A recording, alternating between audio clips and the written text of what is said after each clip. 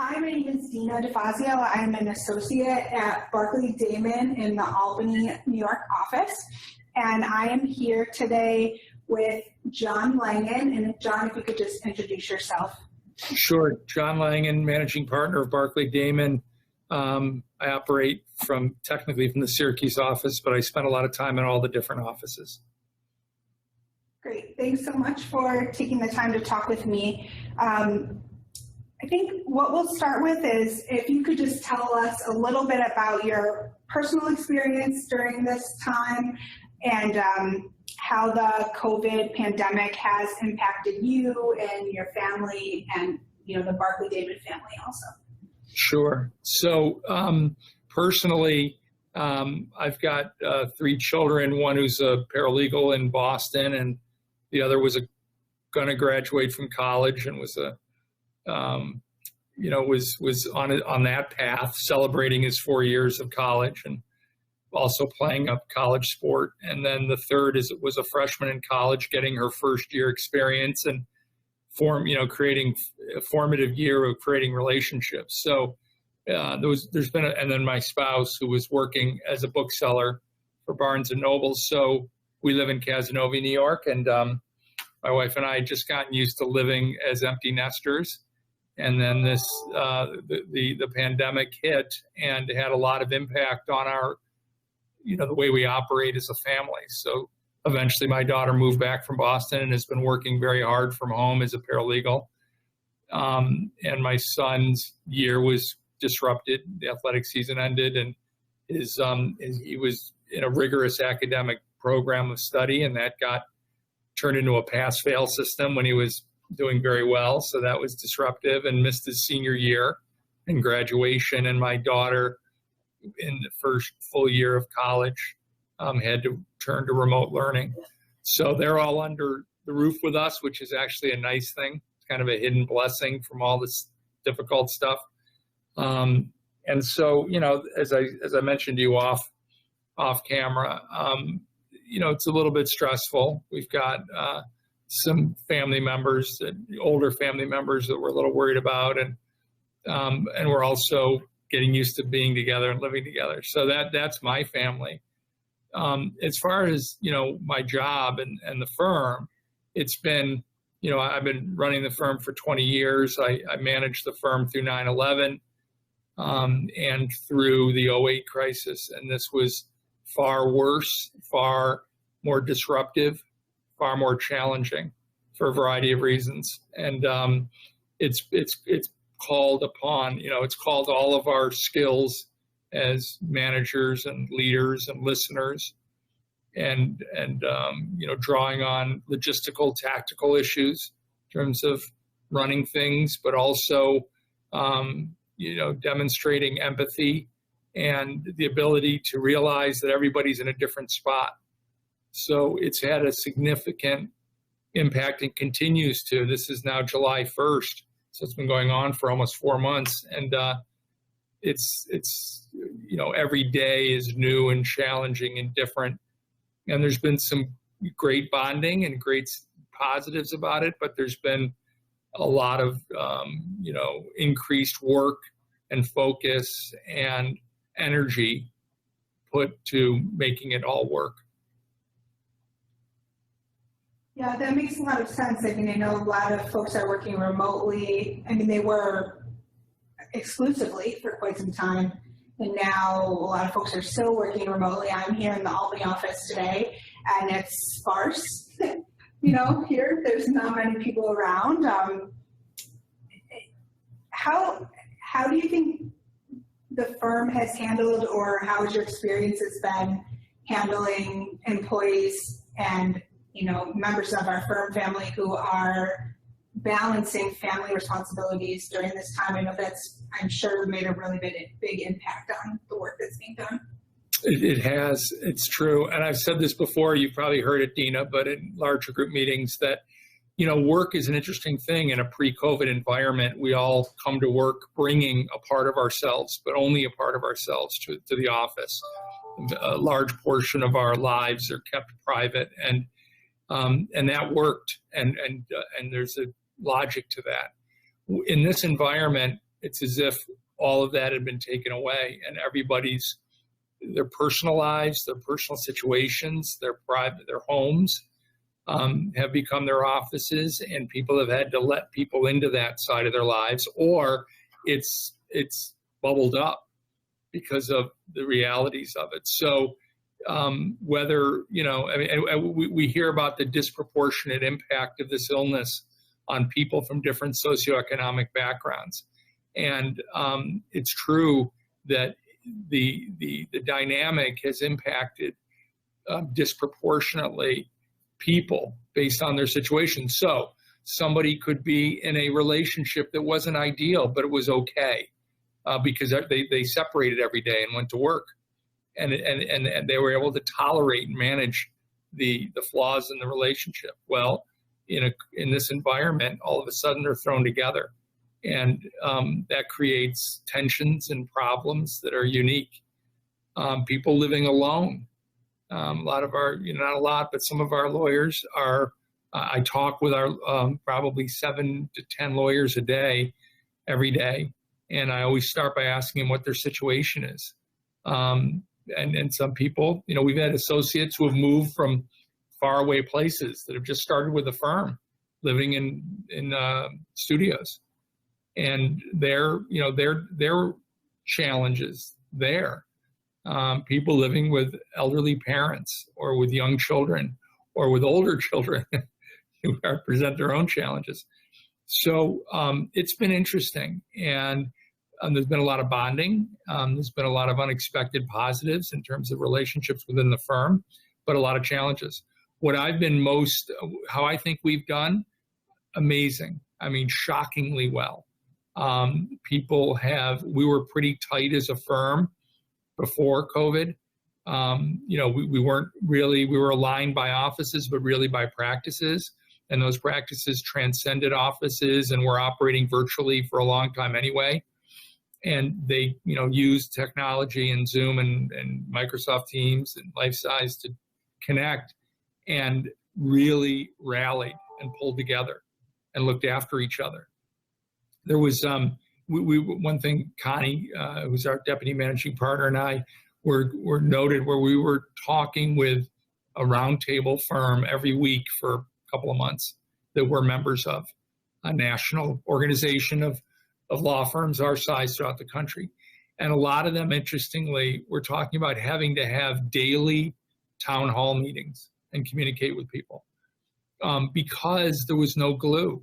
So everybody was looking to somebody or some group, and the managing partner did that. I didn't do that, and I didn't need to do that because office managing directors and practice group leaders and just partners and associates teaming to look after paralegals and each other. There was so much activity that we were able to operate and transition very quickly to a virtual work-at-home environment. And client service did not, if anything, was even higher. There was a heightened level of communication. There was a heightened level of business development efforts. So overall, A+, and I've been very, very impressed. And it was an unpredicted thing. You wouldn't know. You have no idea how you're going to perform in that type of crisis. And I've been very impressed and pleased with what I've seen among the 475 people that make up the BD family.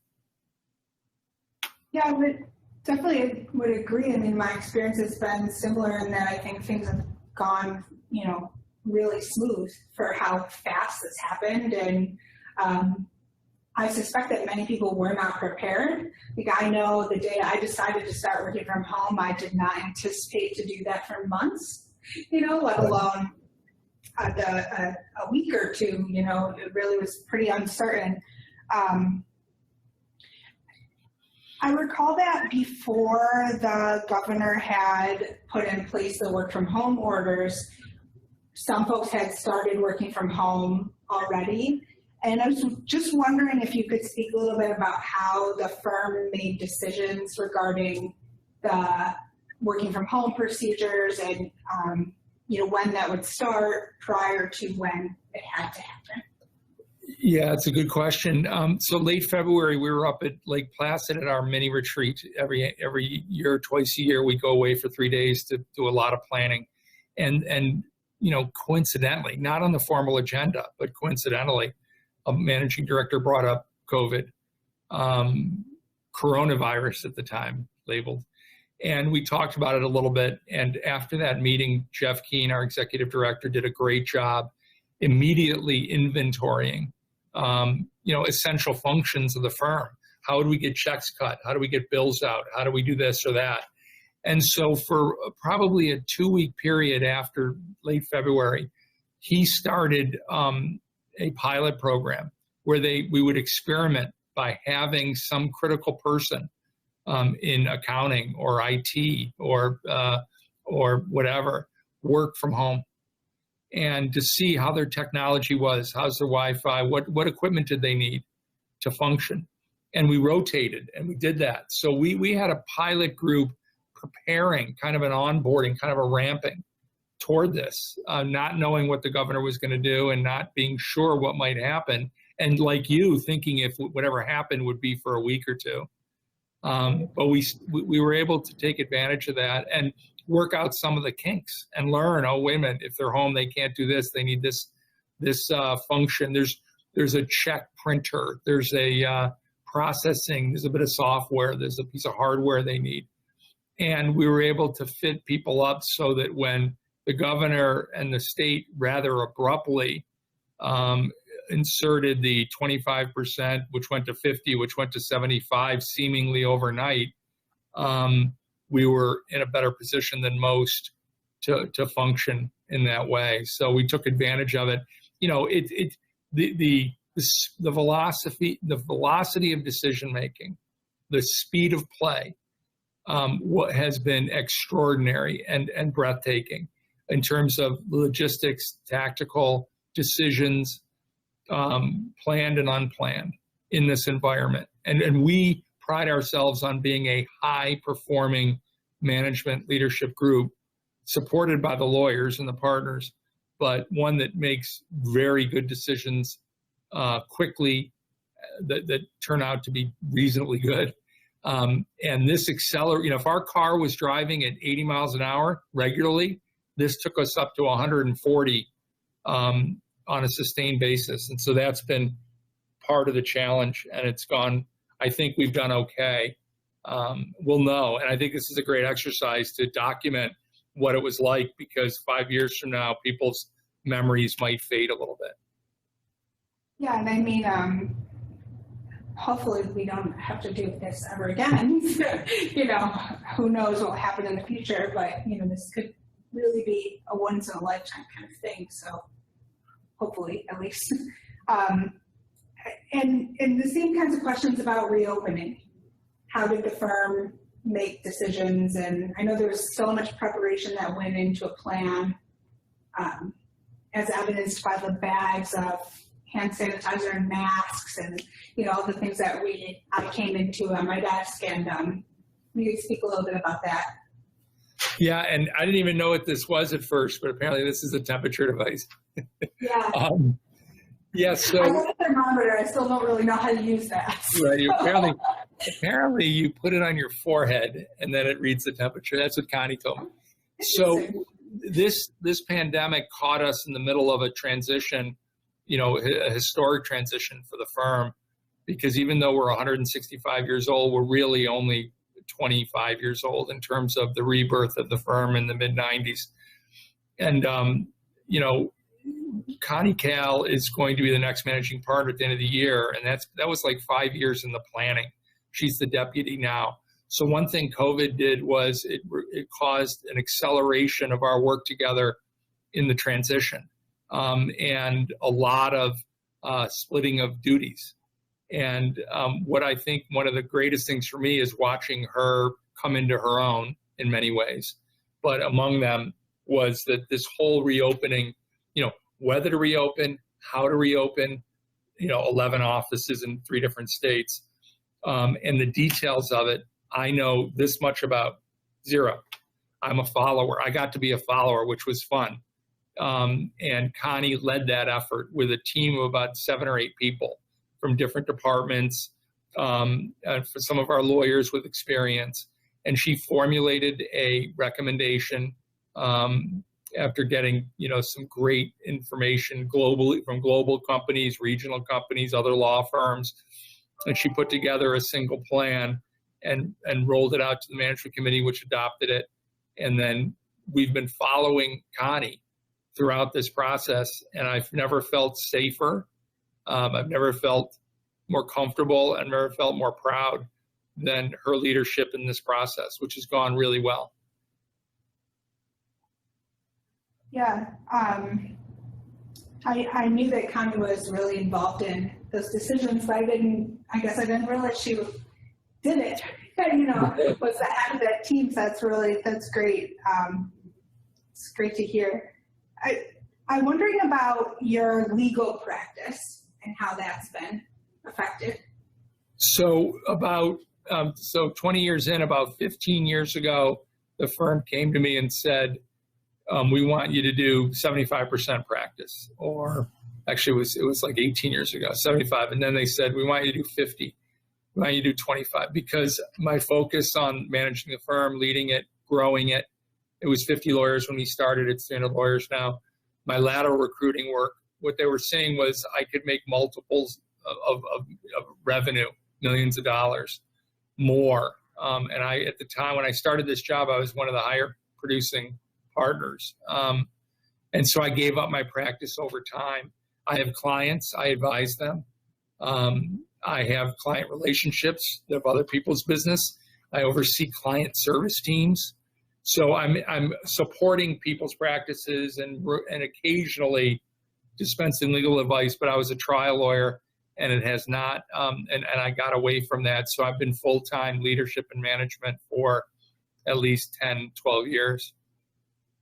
So have you been hearing from your, business contacts or your clients about the kinds of issues and things that are happening around COVID? I mean, I know that I've had the opportunity to speak with a few clients and people seem hesitant and, scared in some cases about what's happening and overwhelmed. And, have you Yes. talked with anyone or?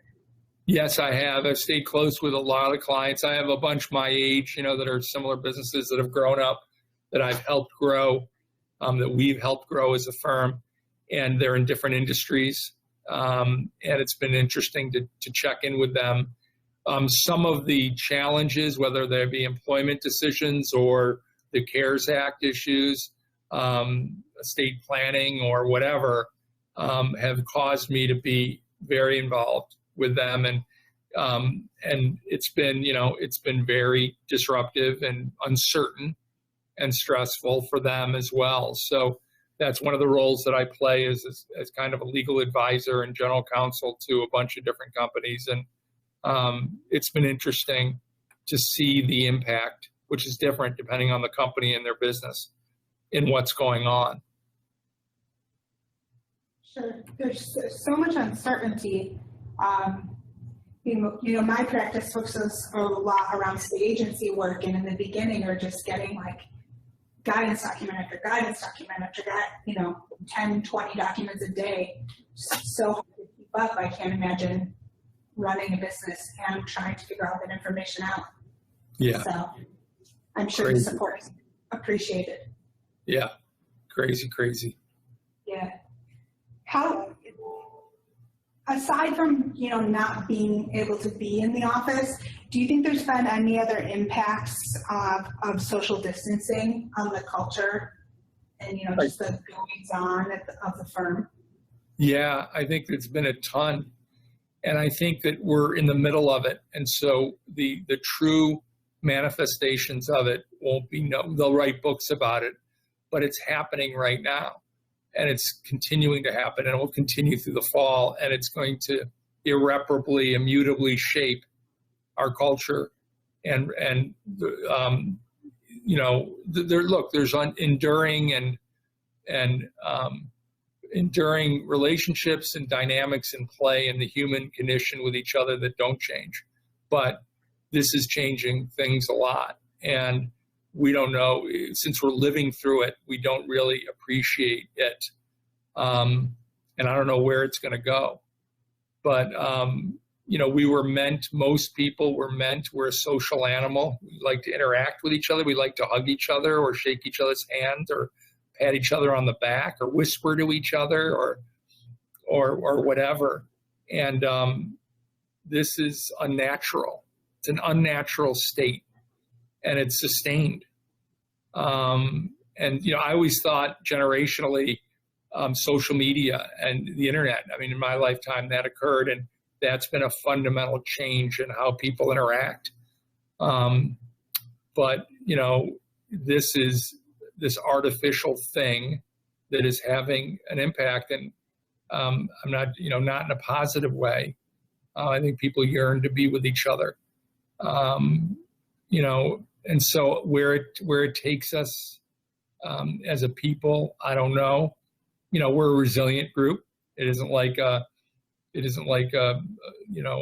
famine or something that's killing the vast majority of people.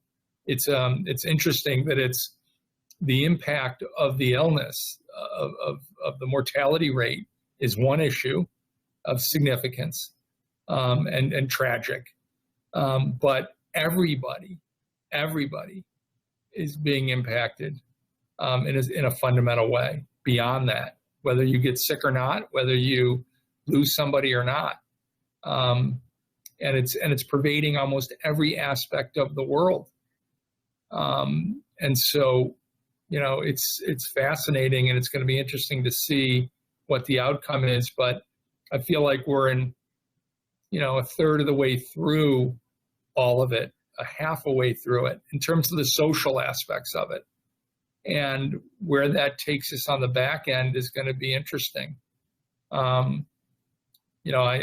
like my privacy, but I like people, and I miss people. And I'm talking to more people every day than I used to. My call count and my time speaking to others daily is up a significant amount. And thankfully, I have personal relationships with many of the people I'm interacting with. But I miss new relationships that you don't have those in this environment. So, it's weird, and I don't know where it's gonna lead us.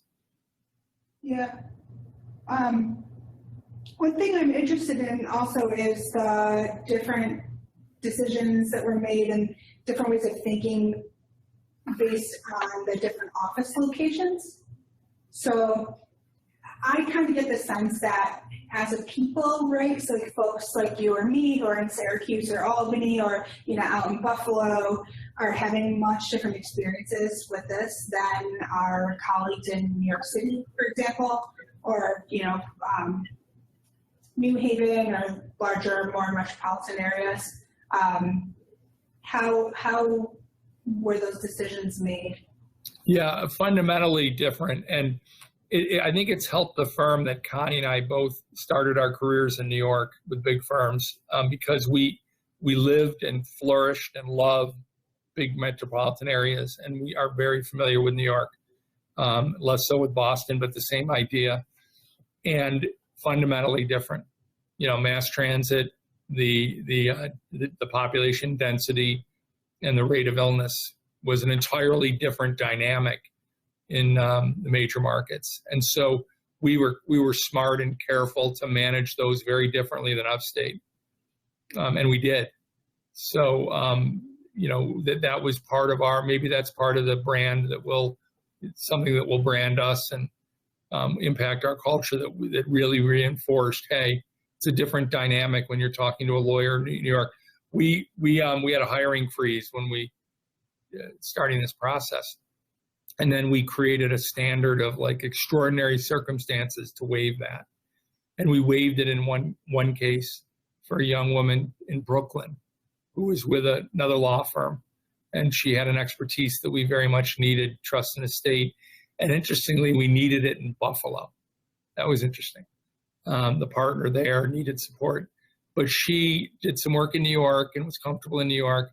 but also was bought into the notion of a virtual platform pre-COVID anyway, and discovered this young woman and promoted her. And we interviewed her, evaluated her, recruited her, convinced her to come, signed a deal with her, did orientation with her, onboarded her, and practiced with her for the past 3 months. And no one's ever physically been in a room with her. And she's very, very good. She just had a huge month. She's doing great. But she hasn't gone into the New York City office yet. So she's in Brooklyn, but she's not going in there, not taking a subway. And so different, right? So different than what we might do elsewhere. That's one thing. The second thing that's interesting is there's a difference among the offices that Connie's been noticing. And I've spent a lot of time in the different offices over the years, and I see them all being upstate, generically similar, but they have their own unique personalities. And it turns out Albany and Syracuse have been offices that are the most comfortable working remotely. And Rochester and Buffalo are offices that there's a lot more people are going in this optional period.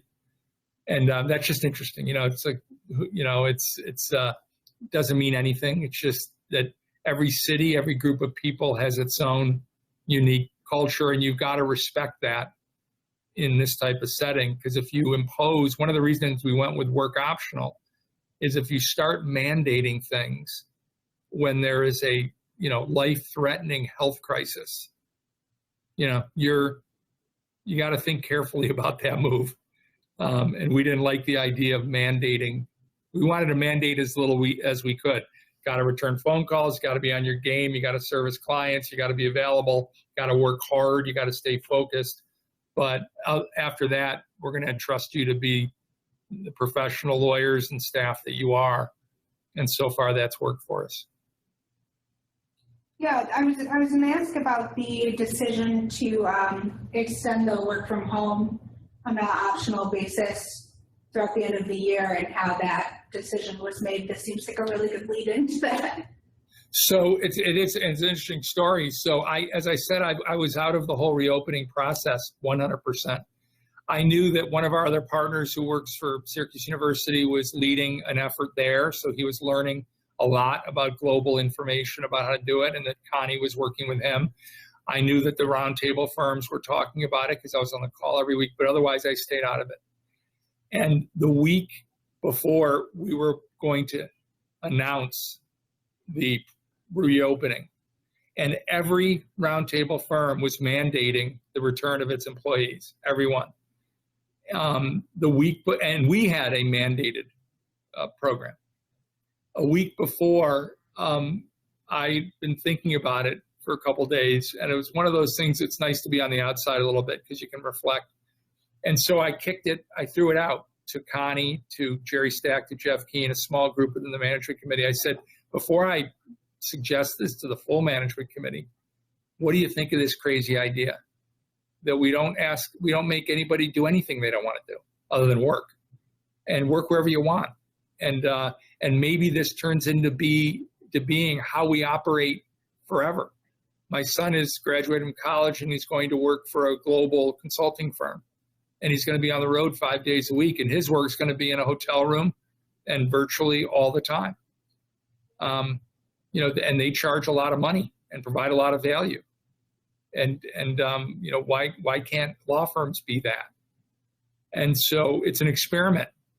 And the longer we prolong the work from home option, the more we're going to learn and get people comfortable with it.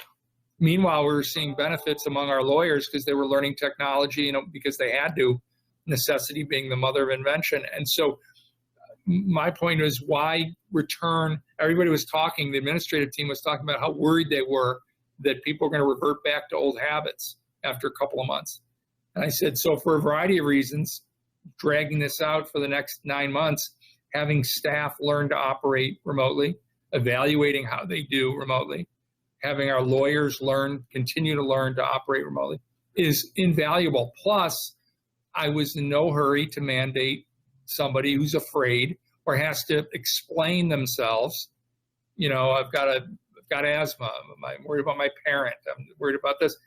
I didn't want to go through all that. And so I said, what do you think about extending it to year end and then hoping that we can make it permanent and evaluating it then? And they thought about it and said, it's typical Barclay Damon.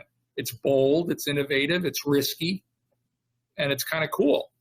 So we ran it by the roundtable firms, and not a single one thought it was a good idea, which told me that it was probably worth pursuing.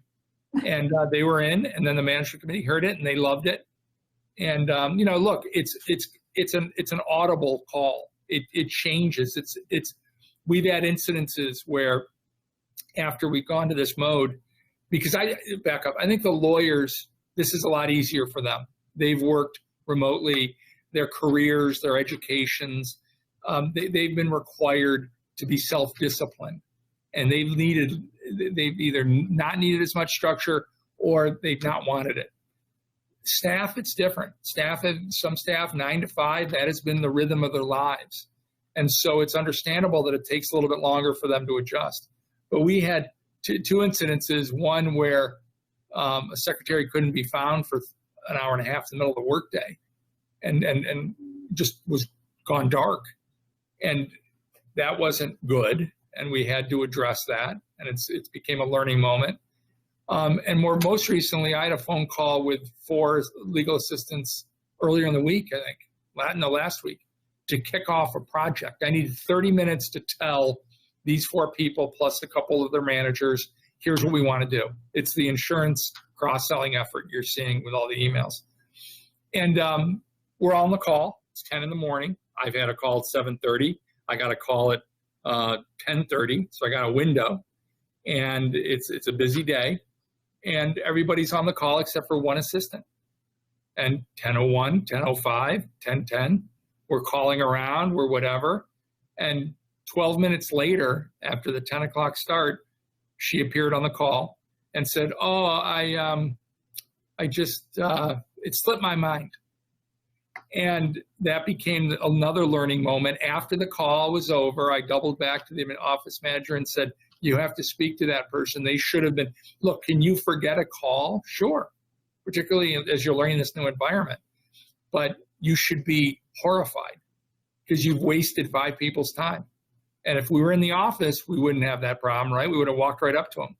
So if you want the privilege of working remotely, it comes with some obligations. So it isn't without adjustment and issues that you need to work on. But by and large, it's been great. And it's an experiment that's working so far, and it's typical us to give it a try. And my fingers are crossed it's going to be something that works for everybody. I also think that after school starts, that people are going to want the summer, this kind of works and so on. People are getting more comfortable and they're hearing about others being back and that it's safe. That by the fall, after September, after school starts, you're going to continually see more and more people wanting to come in on a more regular basis. Now, maybe somebody will want to take 2 days off and work in the office 3 or whatever, but I think people are thirsting for the fellowship and the connection. So I think the pendulum's going to swing back to something. It might not be what it used to be, but it won't be what it's like today either. It'll be somewhere in the middle, is my guess. Yeah, I mean, frankly, it's, incredible that there's only 2 instances I can say really where something has really gone wrong, right? That someone didn't do what they were supposed to do and, the whole working from home balance, especially considering the fact that I would guess probably that the bulk of the people in our firm have kids at home that they don't normally have at home all day. I've been thankful in this experience that I don't have kids at my home because I just can't imagine. Right. I'm often on calls with my colleagues and their little ones are in the background, and I think it's great because I love kids. So it's like I'm laughing and it's fun and it's fine, and it doesn't matter to me. But I can't imagine writing a brief with like a 3-year-old. Like, how do you do it?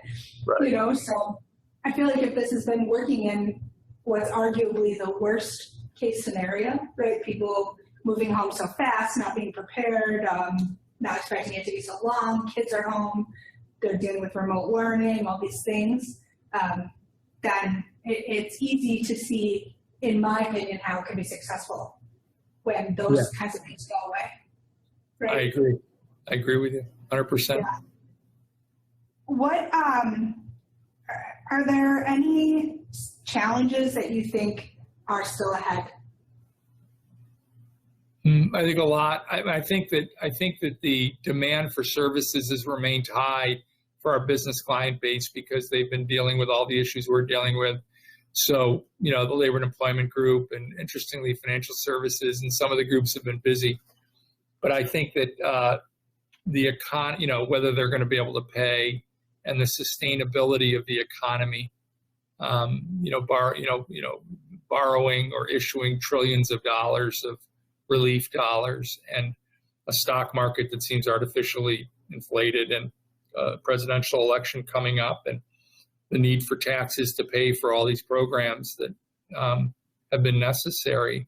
There's a great deal of uncertainty coming that is yet to unfold. I think we've been in the kind of the crisis mode as a country, and businesses have as well. And all of a sudden, at some point, the mania is going to settle down, and there's going to be a lot of businesses out of business, and there's going to be, a suppressed blanket of, call it a recession. I don't know the definition of a depression, but I'm a little worried about all that and how we fare through it. Now, if the last 3 months are any indication, I should be encouraged, and I am, based on the resiliency of the firm. But I think there's more to come. Second waves of the virus, and the vaccine can't come fast enough. But even if they fix the virus today, the repercussions on business and business clients of this thing is, far-reaching and not fully known. So I'm worried. And we'll just keep doing what we're doing, managing what's in front of us and serving our clients and trying to take care of each other at the firm. That's served us well, looking just, what's in front of us, not way out. But I'm not breathing easy yet, and won't anytime soon. Yeah, definitely. Do you have any, final words of advice for lawyers who are, particularly in leadership roles during this pandemic and trying to balance, a large workforce, really, and make good decisions for the firm and also for the people who work there? It's complicated. It is complicated. I feel like I brought to bear 20 years of experience, 20 years of relationships. My leadership has been has been based on connections with people, making connections, and so that's served me well. So I would advise any leader that, there's people are looking for help. They're looking for guidance. They're looking to be listened to. They're looking for, a feeling that they're being, supported, and particularly in difficult times. So it's a combination of, naturally and genuinely making people feel comfortable, that there's a confidence, that there's a path. I think honesty is very, very important. Not trying to be or portray things that you don't feel or that are not accurate. To say everything's fine or will be fine can't be said without saying that you're worried. We were able to rally our equity partners to do some very hard things. We did a capital raise that generated as much money as we had in capital, which we'd accumulated over 20 years. We did it all in one Saturday morning. And that's because we laid out where we were and what the situation was. And to a partner, they got it. But that required being honest. Not an alarmist, but not everything's perfect either. So honesty, kind of staying cool under pressure, evaluate the situation, be ready to modify a decision because things are fluid. I've been referring to decision making in this environment under Star Trek reference to three-dimensional chess, and it's very fluid. And the contingency planning is contingency upon contingency with so much shifting sands, and it's been interesting. It's been, for me, kind of fun in that, I thought I had seen all the challenges, but these were more, and but also, worrisome and so on. I feel a lot better about things than I did 3-4 months ago when this started. It took me off guard like it did everybody else, but we got into things right away. So, there's no playbook. So I don't really have the perfect set of advice for people. Be yourself, be honest, be sensitive to what other people are going through, and help people, help manage and lead them through, a scary time. Yeah. Well, thank you. I appreciate you taking the time to talk with me and, record your experiences of dealing with this pandemic, and, it's a wild world we live in right now. No kidding. Yeah. And thank you, Dena, for doing this project. I think it's worthwhile, something to look back on years from now. Yeah, I agree. I think it would be a missed opportunity to not. So, all right. Well, be well. You too. Take care of yourself. Be safe. Yeah, you too. Thank you. Bye, Okay. Dena.